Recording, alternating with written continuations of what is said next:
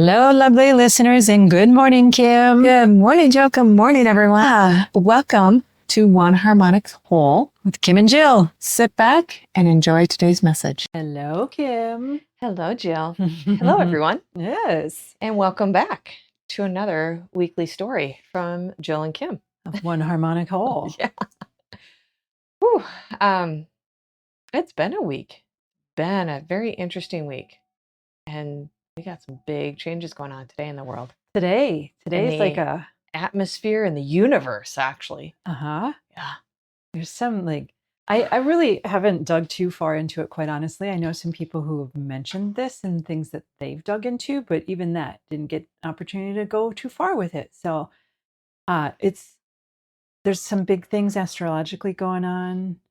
Is it Chinese New Year? Is that correct? Am I on the right Yes. one? Lunar New Year? Yeah. There's just these really the 17th is what the day is today. It's this exciting day. Yep. But some people are really scared by it. Yeah. We know quite a few people personally that are going through big experiences today. They're not challenges, they're just experiences. Big life experiences. Yes. Yep. Energy of it is just really powerful, really strong. It's out of the ordinary. Yep. You know, this is an energy that these people have encounter, say, regularly on your drive home. Right.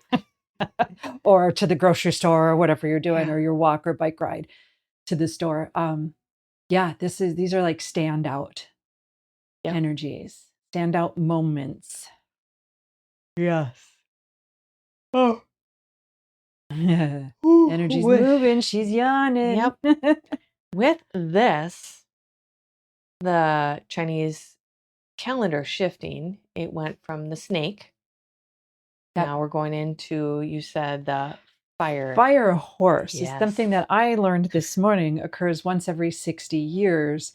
It's the double fire thing. So I am no expert at this at all. Forgive me, anyone who knows this, and you're like rolling your eyes at us. Yeah. But we're using the wrong words or terms. But what I do know clearly is the double fire is the unusual thing every 60 years. Yep. This plays a big factor in with these people's experiences that they're going through today. And many of you that are listening, if you're listening on the 17th, awesome, thank you. If it's not the 17th, go back, even like what things actually happened on the 17th. Look at your calendar, look at the emails you Yeah. sent. If you can, look at text messages you had that day or that kind of thing, like what was going on. Yep. Because not everyone's going to have a big thing. We were just describing with these people, we know how big and unusual that is. Big and unusual for you might be, scale it from 1 to 1,000, it might be a 3. Yeah. Where theirs is like 700, but it's still like, it depends upon where we are energetically in our lives. But, so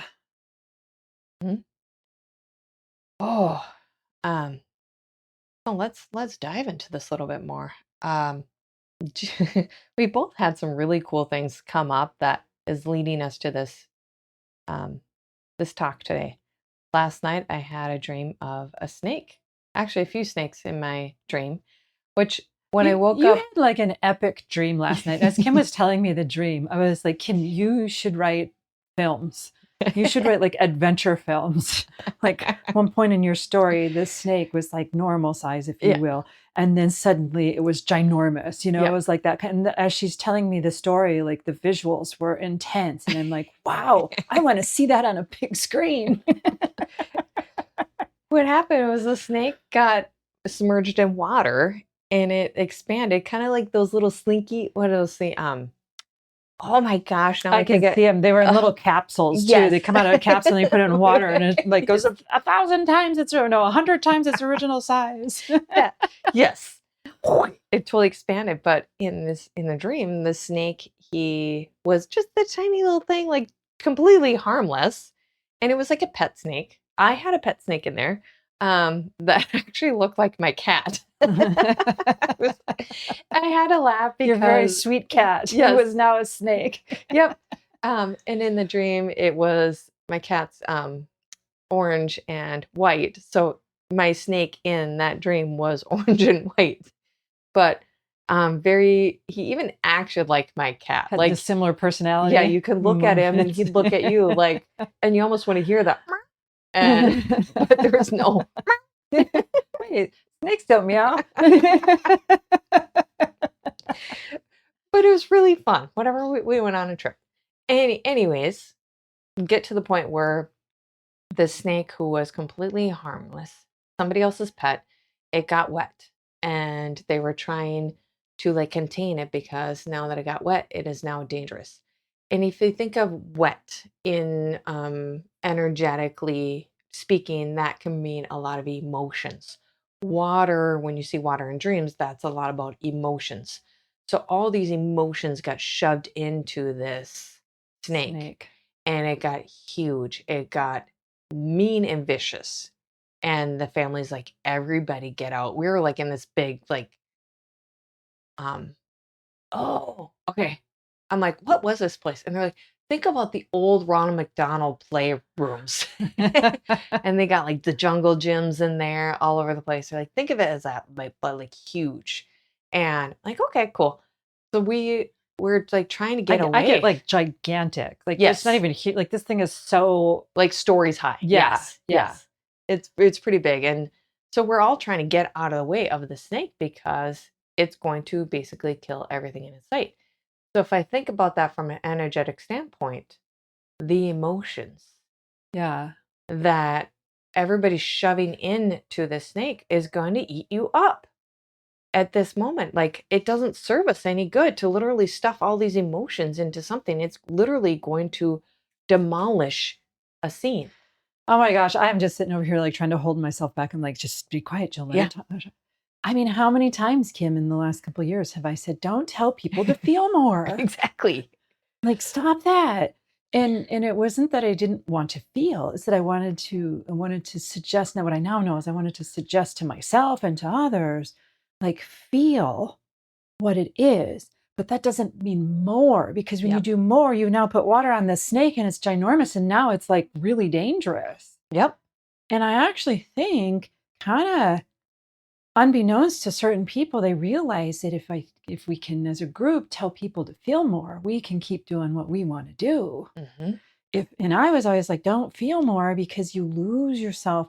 Emotions are awesome, but when they get overwhelming, they're not logical. I'm not like comparing them to logic. Logic's not better. They're just very distinct.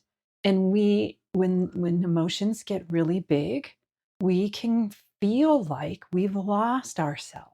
Mm-hmm. And then we get carried away by this wave of emotion or whatever.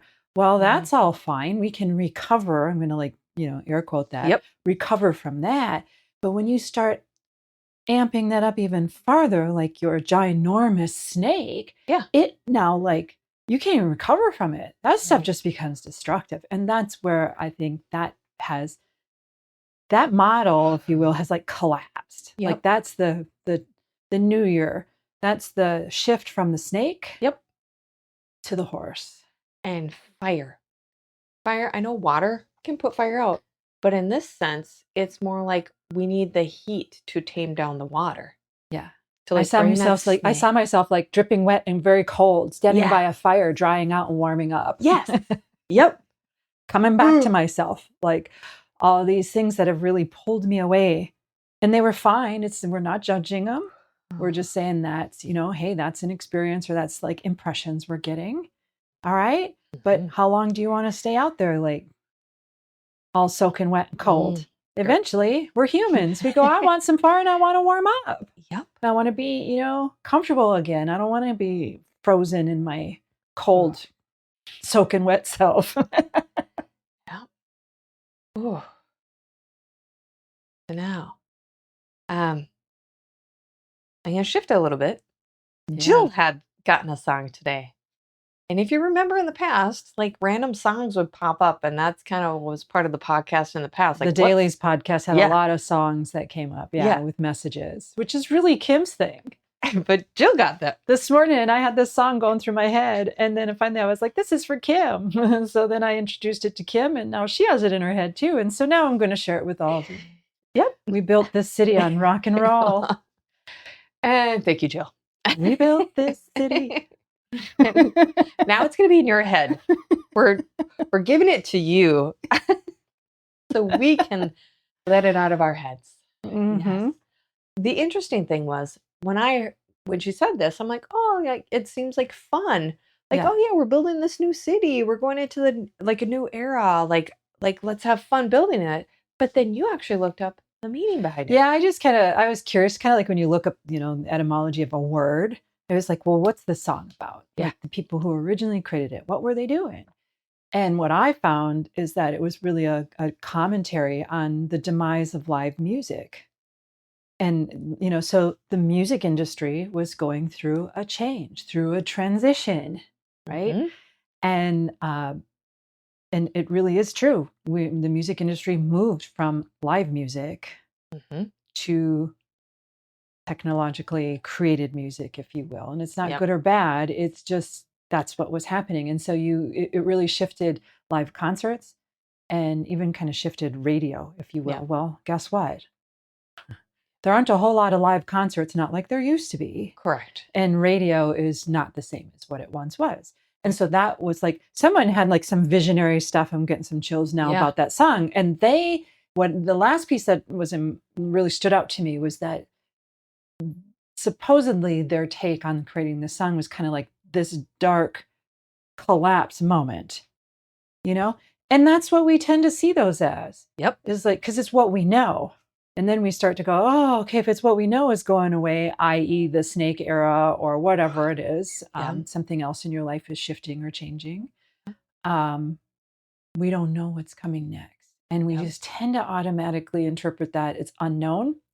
So we give it the void, the darkness, that it doesn't have form. Yep. Because we don't know what it is. And then a lot of times we go, I don't like that. Yep. What would happen?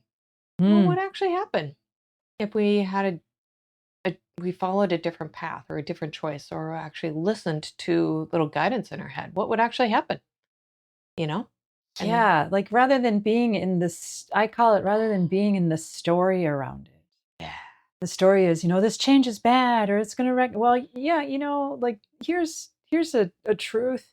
Pretty much everything that's been created is also destroying. Mm-hmm. It's also falling apart. Give it enough time and it will no longer exist. And then that's kind of just like a truth of existence, of reality here. And then we like to look at it for some reason with these stories and go, oh my God, my hair's on fire. Things are changing. Yep. My head's on fire more than my hair. My head's on fire. That's what I saw a cartoon character with their head on fire. No, she's yawning, lots of yawning and shifting. Yep. We go right to the like you said, the unknown. And it's not is it the unknown that they go into, or is it the stuff that they've been taught, that they've been told? They've been the old concepts. It's like those are to me, it's like a pimple. Those are all coming up to the surface, like a big old whitehead, and everything's about to like literally burst. That's such a gross visual, but it's very effective. Hey, I absolutely love the Pimple Popper. I love her shows. I can watch them all day long. We're really going off on a tangent here, but I'm going to say I met someone years ago who was in love with the Pimple Popper. I'd never looked at it. I watched it. I was like, okay. I was like, so gross, but you do you. Like fascination. You have the fascination with it too. Yep. It's a really good visual though. Yes. It's like we'll even say volcano. So we'll shift it from the pimple to the volcano. Thank you. Like over time, volcanoes, they build up energy underneath. Same concept. Like all these things have just been building up and they're literally about to erupt in some form or another in your life. They could be on a scale of 3 or scale of what you say, like 7,000 for Right. some people. Yeah. Yeah. It is. That's the nature of like energy, right? Everyone's got their own different like attunement with it in that moment. Yep. That's where we're all connected, but we're all individual experiences. You know, it's interesting though, because we have in the past put more emphasis on the stories around it, Yep. how we can organize it, how we can control it, how we can minimize the risk, how we can take uncertainty out of it, so Yep. on. And all of that worked. And we've said this in many of our podcasts before. It's like, something works until it doesn't work anymore. Yeah. And that's, I think, the stuff that's really falling away. It's like you had used a really simple example, which I love. Take a new route home. What if you took a new route home? Yeah. What if all of a sudden your office space Yep. story, if you'd share that was just perfect. Like, because Yep. something new occurred because you let this old, let me just for a moment bridge to the same route home. Yep. Is what I just described. It's like, it's a way that we can control the variables. We know the route, we know what to look for. It's for safety. It all has good stuff to it. But until it starts to numb us, until we stop paying attention and we just numb out as we go home. We're no longer alive. We're like rotely going through the motions. Exactly. And changing the route wakes us up again and gets us back alive. Yep. Now Ooh, to you. I love that. Yes. Yeah. This was 6 years? 7? I don't know. It's 6. Somewhere around there, Yeah. 6, I think. Driving home, and I could have easily took the same route because it was faster. And could get home to get this done. Granted, I wasn't on a strict time frame at this moment, but all of a sudden I just got this nudge to turn here and go into town, which is a different route. Yes. And I thought, well, this is kind of funny. And I actually got entertained by the thought. Which is curious because you must not have been numbed out. If Correct. you were able to pick up that nudge, you weren't numb. Yep. When we're numb, we don't get the nudges. Right. And who knows what happened prior to that I was driving that made me be present. Yeah. Yep. Somebody could have cut me off, and then it like wakes you up. You're like, oh, okay, you pay attention. Right. Yep. Not quite for sure. Yeah. So all of a sudden I got this little nudge to take a right, go into town. And I actually kind of laughed at the idea at first. But it kind of popped up in my head like pretty quickly right after that. I thought, well, okay, basically this is what I get. I'll prove you wrong. And I get like curious with the curiosity comes over me. I'm like, okay. And then first thought also came down to kids, are they playing around town? Like, what are my kids up to? Like, am I going to catch my kids in action doing something wrong? Like, the mother type stuff coming through. But whatever. I drive into town and I'm just like, where am I going to go? Now I just got curious. Yeah. I just kind of went with the flow. And you just start like driving. So some of you probably have just decided, hey, I'm just going to go for a drive. You have really no destination. You're just like, I'm going to go for a drive. And that's what it felt like. I was just like, let's just see. And I was just driving down the street. And I'm like, oh, I haven't seen that for a while. Oh, I haven't seen that for a while. Like, and then you see people like walking down the street and you're like, oh, it is a really nice day out. You just see things differently. Yep. Because I wasn't in such a rush. Nummy no. Yep. And all of a sudden I felt like I had to look to my left. And there was an office complex that had a sign that said for lease on it. I laughed so hard in my head because I was within the last few months prior to that putting out the energy of looking for a spot, but it was I had a particular size that I wanted, particular amount that I wanted to pay. And there was really nothing that I had seen around, but I had never looked in this town before because I would not have expected an opportunity like that in this town. At that location either. Right. Did you know in that moment when you saw the space? Like, did you know that was the space or did you just know it was? It was a guide. I thought it was just a guide. Okay. So I laughed and I wasn't going to pull in. And this spot had like 2 opportunities to pull into the parking lot. Yeah. So I passed the first one. I'm like, okay, this is funny. Coincidence. I don't know.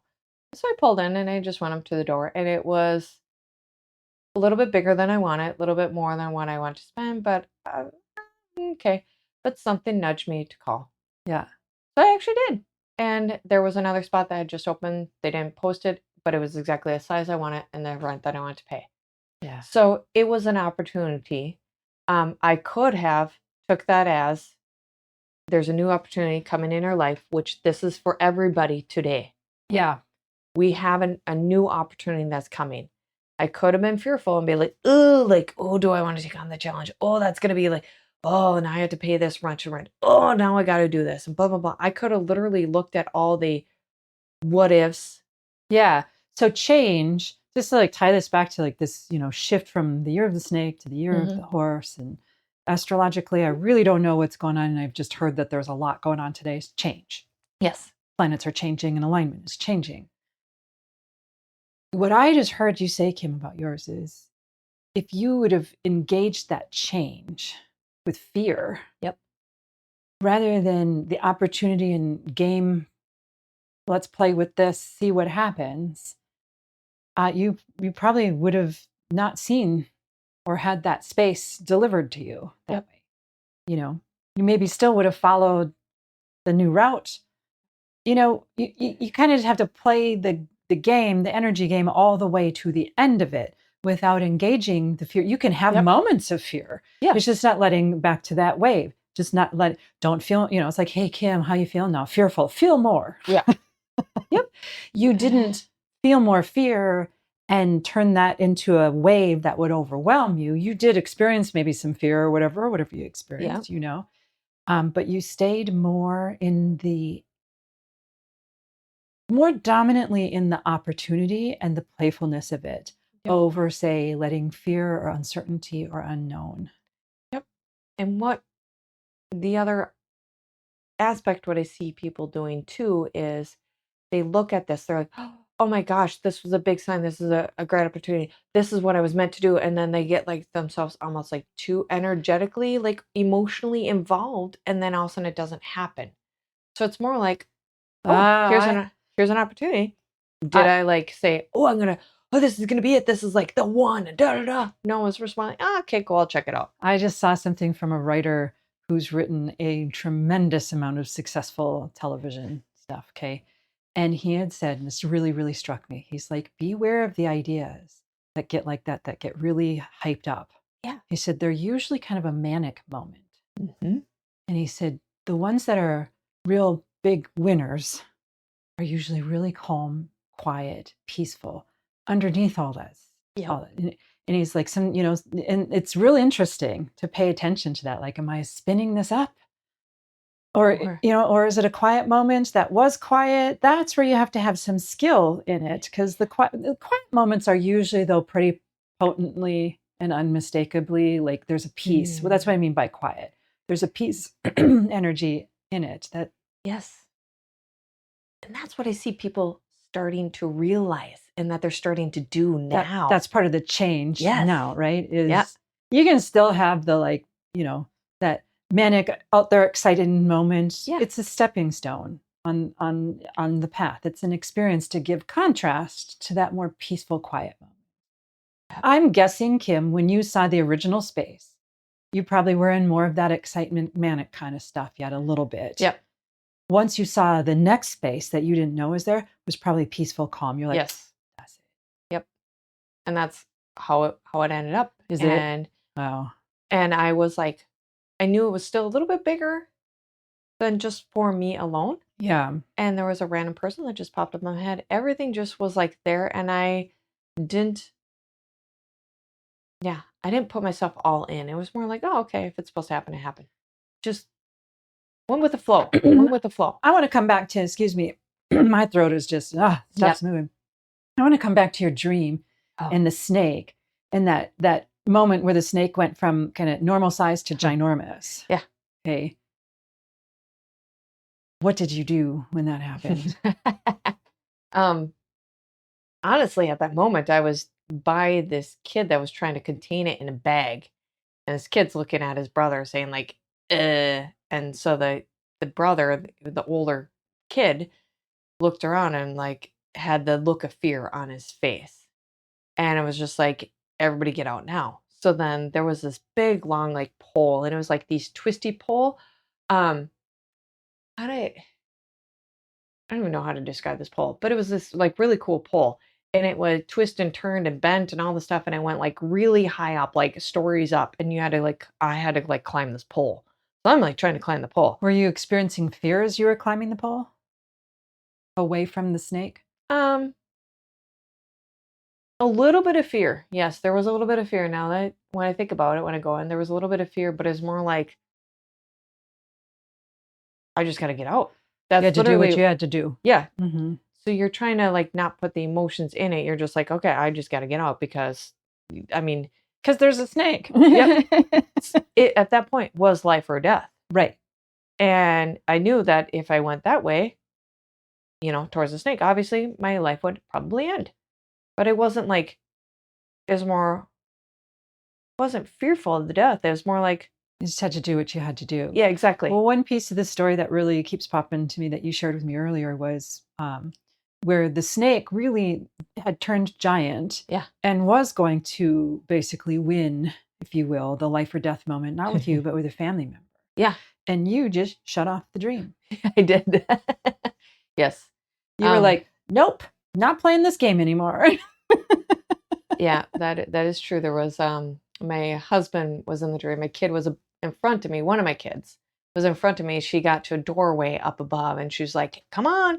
And I kept looking down at my husband. I'm like, "Hurry up! Like, get going! Like, what are you doing? Let's go!" Yeah. And I was like, "Well, you're gonna be slow. That's what happens." And even so, is it though? Because even though, say, he was slow or whatever, what happened is Kim just shut off. I did. I literally woke up. Collapsed it. I have matrix stuff coming in, like you shift it. You're like, okay, if that's what's going to happen, I understand it. Oh, done. Okay. Honestly, why that I think was coming to me is because that is what we're now stepping into. Yeah. We used to be so caught in that story that I'm not sure if you would have had that dream 2 nights ago. And obviously we don't know, but it's very possible that you wouldn't have known that you could completely collapse that dream. True. And I could have watched him. Watched that happen, or woken up with a start going, oh my God, like, and then this happened, you didn't actually see it, but you felt like the shake and the energy of it. Yep. Where this time you were just like, nope. And I woke up laughing. On. Yeah. Yep. I woke up laughing like, oh my gosh, how'd you conjure up that story now? Like, that's kind of what went through my head. Mm-hmm. And at one point, even in the dream, I was like halfway lucid. Yeah. And because I had a snake as a pet, it almost felt like there was a snake on the top of my head physically. So it literally felt like something was on the top of my head crawling. Now that's like most people will probably wake up panicking, fearful. They put their hand all over thinking something is actually crawling on them. And I knew it wasn't my cat. My cat gets locked up in my daughter's room at night. So I knew it wasn't like actually him on my head. But your cat gets locked up. Poor kitty. No, I'm kidding. That just was funny. Oh, he's got it made. He does have it made. He's fine. Yep. So in my dream, it was like I could physically feel that happening. But in my dream, I knew that was my snake. So I literally laughed also at myself in my dream and was like, knock it off. Like, you don't have to physically feel this. Right. Okay. So let's play with this from now. Another angle about the snakes. Yeah. And horses. Okay. Snakes. Always touching something physically. Yeah. Always. Yeah. And no, connected to the earth, basically, with no legs, no feet. Just their body is connected to the earth. Mm-hmm. They pick up vibration. Yeah. Yep. They do. And now we're transitioning to this animal that's a horse. It's very sensitive, though, too.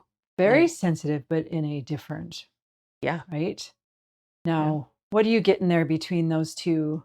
Both of them, well, all animals obviously understand vibration, intuition. Horses are very more, okay. It's like my third eye is going even like wah, wah, wah. It's very much like telepathically versus yes, there's something with the horse's feet on the ground, but I get more like a telepathic, like energetic around like the vibration of thought versus snakes aren't the vibration of thought. Snakes are the vibration of the earth, you know. Mm-hmm. The shifts going on the physical earth. And now we're They're literally, shifting. to me, snakes are basically like it's vibration. Yeah. Everything that a snake does is based off of vibration. They're Horses are not very thinking about it. Right. Yeah. Horses are more like a thought, a vibration that's coming into their head and like sensing. They sense when, well, I mean, snakes do too, but horses are more in tune when it comes to the thought process. All right. That's interesting. Uh-huh. That's an interesting shift. You know, yeah. I get a lot of like thickness in my sinuses as we're talking about this stuff. She literally just like shook her head like a horse would. It was like she just didn't make any sound with it. How do you do it? And the interesting thing is horses have been coming up significantly in my practice. More clients with horses have been coming for advice, like healing for on some level, on something. And then they're talking about their horses to me. So very interesting that literally has only occurred in the last couple months. Mm-hmm. So there's definitely a shift that's been happening. It's not just me, it's everyone. Yeah, these moments, that's where a day like today, like while it's exciting, it's very dramatic, it's very story making. Yeah. That's fun and enjoyable unless you get to a point like Kim did and you're like, nope. Okay, because this moment has actually been coming for a while. We are actually very supported in transitions and changes leading into them, the day, say, of them, and after. Like there's so much around us guiding us through the shift and the changes. It's whether or not, as we used earlier in the conversation, is whether or not we're numbing out and just sticking with what we know, or if we're willing to take a new route this time and follow those, little intuitive hits, those little guidances, like, okay, this feels right. Well, here's an example though.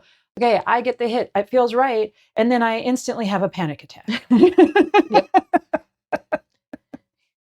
I've never done that before. Yeah, right. So what do you do then? Do you go after it more? Be like, oh, I got a panic attack. I need to go more into it. See, I used to have where the panic attack was the wave, like we talked about, because emotions in me were so high. Okay, and then I would even turn the emotion up, like I would follow the emotion more, until I finally learned not too long ago, like, what would you do? Well, how about I take a different route? I'm not going to not feel the emotion. I'm not, as you talked about earlier, Kim, about stuffing them. We can't stuff them and hold them, the pimple. I'm not stuffing them. Right. And I used to do that. If I didn't want to feel them, I would just shut them off and stuff them. I would do anything but actually be just with the emotion exactly as it is, which is quite honestly what a snake does. It's just with what is exactly as it is. I've learned to do that, but yet at the same time go, well, what route do I want to take with this? Like my experience as a human being is that in the past, I would have amped up the emotion around it and say the fear around it. And now I look at it and go, hey, the emotion is what it is. Yep, I acknowledge there's definitely some fear here. There's a lot of changes, like everything I knew. And I'm given like an experience, that I'm in, everything I've known. And I'm using the word everything intentionally. Like things are just shifting seemingly on every level of my life right now. Well, rather than being like, I'm still feeling the fear, it's completely there. I'm just not amping it up or storing it. I'm just, there it is. And now where do I want to go? I want to go this way with it. I want to see what's over here. I'm going to take a new route home. I don't want to do what I did in the past. I want to do a new route this time. And now it's starting to feel very intriguing, very exciting. Well, now I'm in that energy for a while. Well, guess what happens with energy and emotions is they cycle. And now I'm in the excitement for a while, and all of a sudden now I'm starting to go back more into the fear a little bit. Oh, but if you Oh. don't amp it up, if you're just with it, it's like I see that what you were saying about the horse and the third eye and the snake. Mhm. I see these two energies, these two animals, like there's an interplay between them. There's sometimes we're supposed to be in that vibration, unless the vibration gets too high and is going to overwhelm us. Then we flow over into that more third eye thinking. Yeah. Until that starts to, oh, now that's generating fear. Okay, now I need to go back into this one. And it's this beautiful swaying almost. Um, I'm gonna. Yep, we're going into this. So let's use the example. This has come up in a few clients or a few people we know too, um, that they have some shifts going in on their jobs. Major Yeah. decisions today that are actually happening for them. I've seen a lot of that going on. Yeah. A lot of job, even if you don't have it like as big as some of the stuff that you and I have seen in some people. I've seen it in degrees with people of jobs, of what we once knew as jobs is really shifting. Yep. And these people, their past would have been to say, be quiet, like not have their voice, or let the company choose for them what the decision should be. And we have literally in the past been like, well, that's just my job. Like that's what I have to do to keep my job, da da da. And we've seen the shifts have been happening where people are speaking up. Now it's like you're literally almost forced, or you, I shouldn't even use the word forced, but you're strongly guided to really create your own voice as to what you feel like is the best decision for yourself.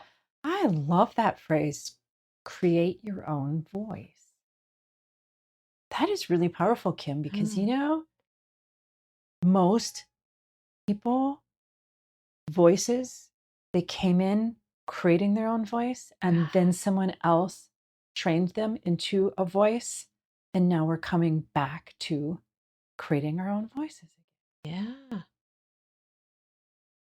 Create your own voice. It's more loving, it's kindness, it is peacefulness with the voices, that what you're portraying out, what you're expressing out. So when I say voice, it's your physical expression, it is your verbal expression, it is your energetic expression. That all. Well, voice is sound which has a vibration. So it's our Yeah. vibration going out, right? Yes. Which is energy. It could be singing, it could be your words. Yeah. It could be your meditation of taking something in and just sitting with it for a while, what that feels like in terms of the vibration feels like. The frequency. So these people today get to go into a job and actually make a beautiful choice that aligns with their vibration. And whether that job, the corporation that they work for, aligns with it or not, really doesn't matter, because they're holding their own truth and they are standing there in their integrity. And it's like, what I get is, who cares if that opportunity is still there for you? I mean, I'm saying this lovingly, and this is one of my ways of saying, like, I always say, who cares? And trying to come up with a different phrase that will stick in my brain instead of saying, who cares? Because it's more like you're caring for yourself. You're not overly, you're loving yourself unconditionally. Oh, no. You know what? Don't change that. I wouldn't change it. Who cares? Answer that question like straight at its surface. You're making a decision. Yep. Who cares about this? I talked about this last week, Kim, where this idea of I'm going to air, bad people creating things. It's the who cares. It's because they're creating things because they're taking deals that they're going to win, that benefit them, that work for them. They're not taking deals that the other party gets to take from them. So I think people who are creating their voice really do need to ask, who cares or who's benefiting from this? And there's Mm-hmm. no problems with giving to other people, but there is when you're giving up yourself. So some of these people that I know in job stuff, they're actually being gently guided to move on Yep. because they're being taken advantage of in these jobs. So who cares? When that Mm-hmm. popped into my head, I was like, Yep. who cares? The other party cares because they really don't want you to leave because they're getting so much from you. So who cares Yes. here? You should care the most about yourself. And saying, I just use should there too, but seriously, like Yep. put yourself center, care about yourself, care about your voice, care about what you're creating. This has turned into a snake that's getting really big and it's Mm-hmm. about to it's been eating you up for a while and it's just going to eat you up more and everything is telling you that's going to happen. Who cares? You need to care. The Yeah. other person doesn't, the other party doesn't because they care about their own stuff. We all kind of inherently have a little bit of that selfishness. And anyone who says they don't is just like hiding their own Correct. in it's our story, it's what we see, it's our voice. Of course. There was somebody a Oh, long time ago that told me I was being selfish. And I took that as a very negative thing years ago. yeah. And then I realized over the years, there is a way of me projecting out selfishness that was actually negative because I wasn't caring about my actions. I wanted this. Yeah. So I say, okay, let's just pick on a candy bar. Okay, in the past. Like, I wanted this candy bar. And maybe we didn't have the money for the candy bar, but I wanted it anyways. So I bought it. Yeah. Okay. So that is being very selfish because the candy bar was very harmful to my body, my physical body. Shouldn't be eating it. And did I have the money at the time? I'm just using this as an analogy. But like there wasn't the money, but I chose to do it anyways. Yeah. So I wasn't looking at the whole. But in reality, it wasn't about the money for the other people. It really came down to I did something that was like literally sabotaging me, but I still chose to do it. Yep. That's selfish. Yes. Yes. Versus selfish in a positive way is like, ooh, I know this job is harming me. You're looking at the whole. Yeah. You're selfish that you just described with the candy bar was like you're only looking at half of it. Yeah. That yin and yang symbol again. You weren't looking at the interaction of it. Now we're asking people when you said who cares, Yeah. it's kind of like waking people up and going, who cares? You need to look at this. You were in this exchange for so long that the other party was taking, and Yep. you've known for a while like they're taking. Where am I in this? And you've been wanting to balance this out for a while.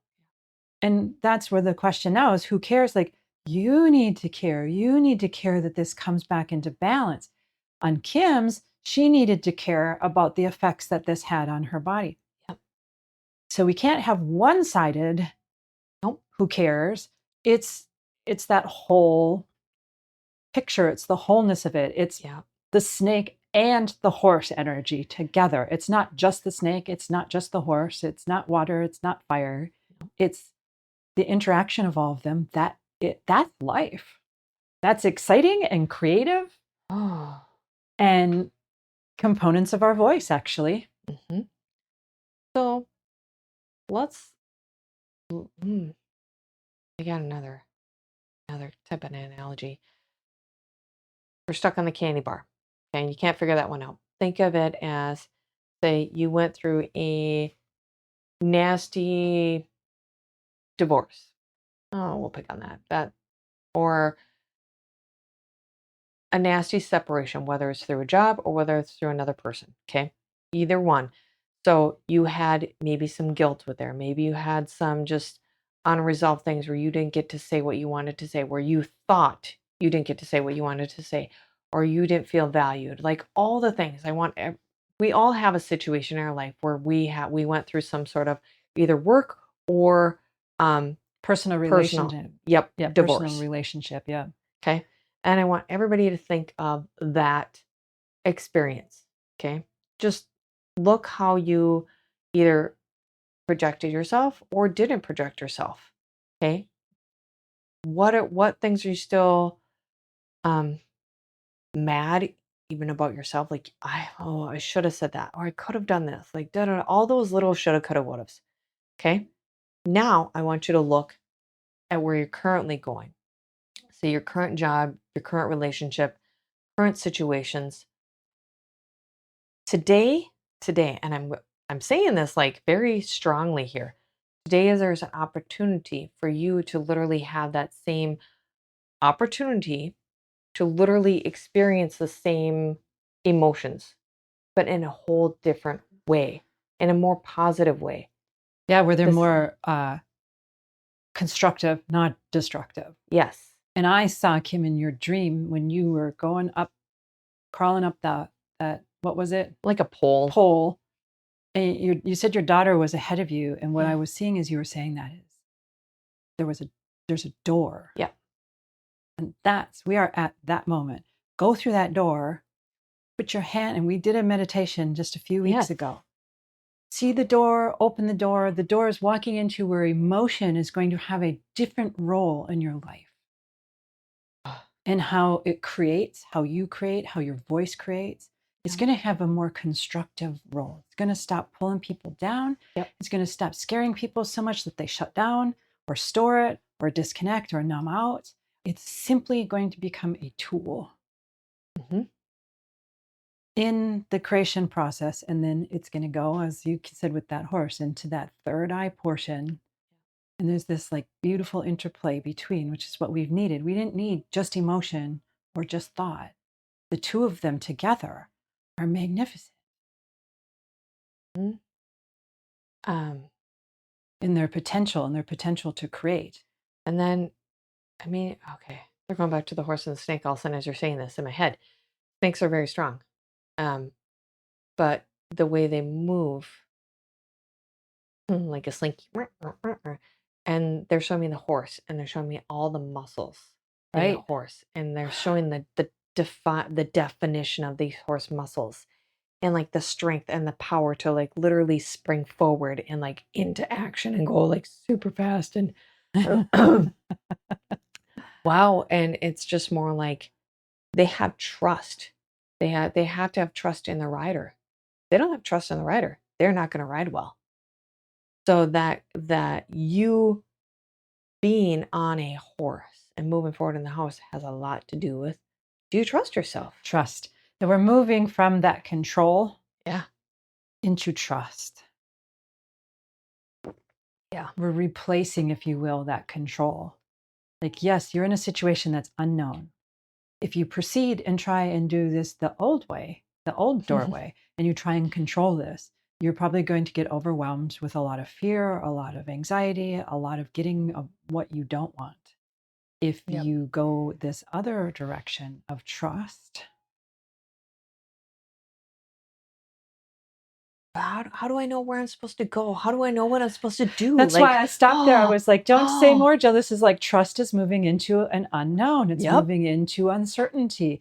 It's not even moving into it. It's literally sitting there going, I see unknown and I see uncertainty and I trust it's working out. Yes. I'm going to be shown. I'm trust that when I need to take a different route home, that's going to happen. I trust that, if it's job related stuff, when finances, they need to show up. You know what? When you know how trust is built, we've discussed this before too. Trust is actually not even a feeling. Trust is past experiences prove that's going to happen. That's how you trust something. Trust is like a lived experience. So if it's money and you're changing jobs, take your mind. We're now in the horse energy. We're in that third eye, and we're going to look, as Kim talks about, going back to memories. We're going to find memories. What have you seen happen in your life or in other people's lives when there's been money challenges? Have people ended up in catastrophe? Or have they have it working out? And I can tell you, me personally for me and other people that I've known, I've seen a variety of things occur, some of them really intense, and they have always worked out. Yep. Like I have not seen even seeming catastrophes, things that were lost, that went away, ended up bringing that person to something that is beyond what they could have created had they stayed. Yep. I know someone right now in my life who's experiencing that and having a very hard time wrapping their mind around how things are working. Yeah. They're like, I used to have to work so hard to get this. Now I feel like I'm slacking. And you should hear the conversation. I won't share the details. But I was like, oh my goodness, if you think this is slacking, what were you doing before? Like this person was working themselves so hard before. Yeah. But because these catastrophes came up, but they weren't catastrophes because everything worked out. It was like step by step by step by step. And now this person is like in this thing like the energy is being gifted. Here you go. Here's something so much better than you could have imagined. Here's the money that you need. You were doing it so hard before. And now you're doing this stuff and it's much more balanced. It's much more, who cares? It's good for you. It's good for them. And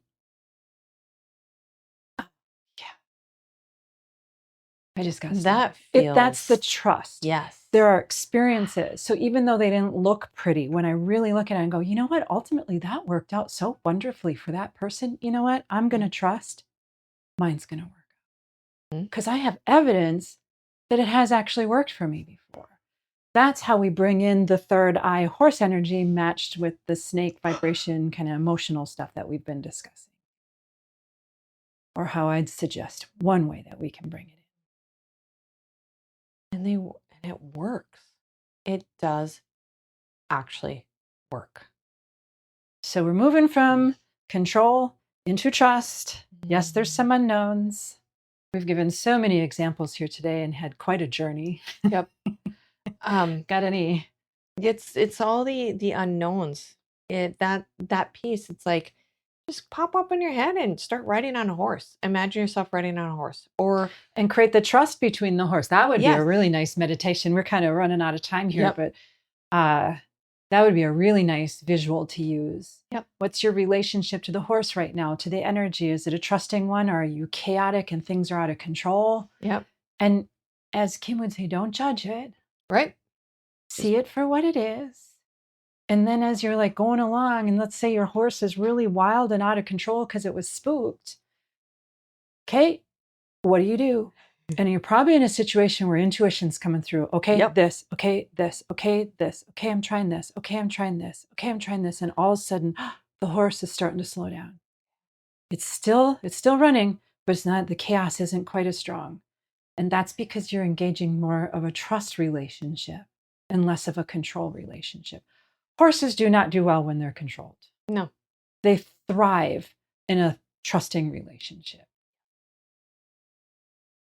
Oh. Yeah. So is your environment, whether it's a relationship that you're questioning, your job that you're questioning. I see the pimple again. It's like things a lot of pressure building and something ready. Yeah. It's coming today. And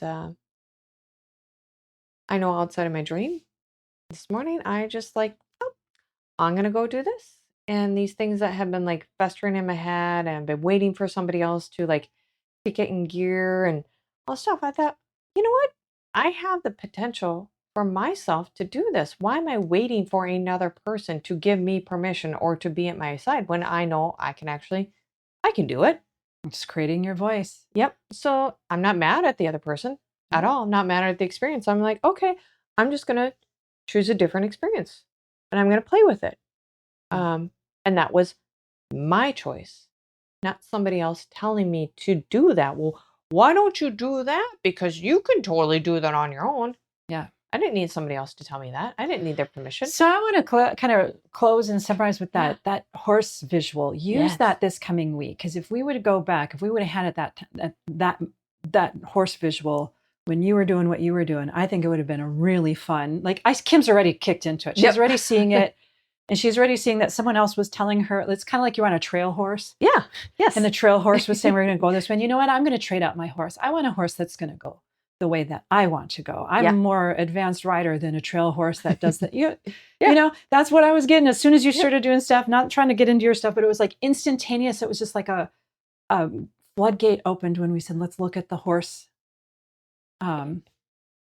visual. Yep. All this information started coming in, and it was like palpable, Kim. It's like, yeah, that's what I would love for the horse experience to be for everyone as you use this week, where you can just feel the energy like it's literally here in the room with you. Yeah. All right, I'm going to hand it to you to.